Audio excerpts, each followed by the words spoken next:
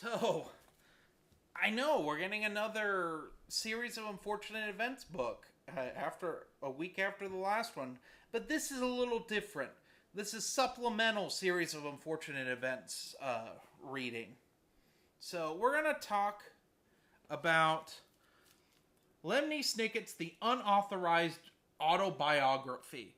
Now, this is something I skipped as a kid because essentially I got the gist of Lemony Snicket is a character and Count Olaf ruined his life. That was how this was pitched to me by one of the kids I hung out with in 5th grade, so I never bothered to read this.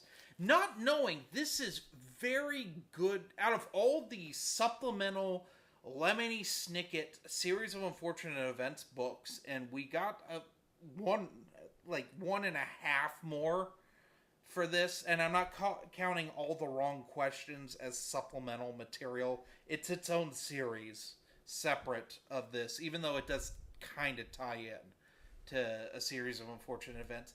This book is essential to understanding things and fixing continuity, because the framing device of this book is that these were notes that were sent to Lemony Snicket's editor without Lemony Snicket's permission. And it's about his life and stuff and how VFD kind of ties into it. How basically the Baudelaire orphans are kind of pawns in a grander scheme of the VFD schism. Which is something that will be brought up in the Carnivorous Carnival. And going forward, all of the series of unfortunate events books deal with the VFD schism.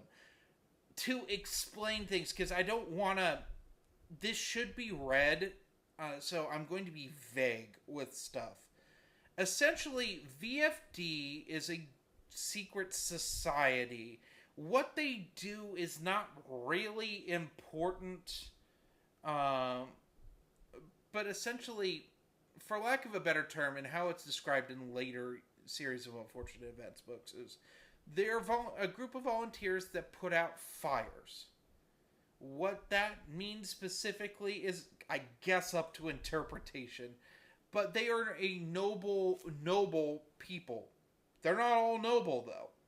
Because Count Olaf comes from this. And Count Olaf comes from a group that schismed off and decided that they were going to start fires rather than put them out. And Count Olaf and Lemony Snicket and Lemony Snicket's siblings are all part of VFD, and they knew one another. Also, not only are the Baudelaires involved, the Baudelaire parents involved in VFD, but also most of the Baudelaire guardians are to some capacity. Specifically in this, it retcons that Uncle Monty, Aunt Josephine, and her late husband Ike were all part of VFD. I can believe Uncle Monty and Ike were. Aunt Josephine, I don't know. That's a bit of a stretch. There are others that are later retconned to be part of VFD. Well, there is an individual that's later retconned to be part of VFD. That's not really clear in this book. And I will talk about that character when we get to the penultimate peril.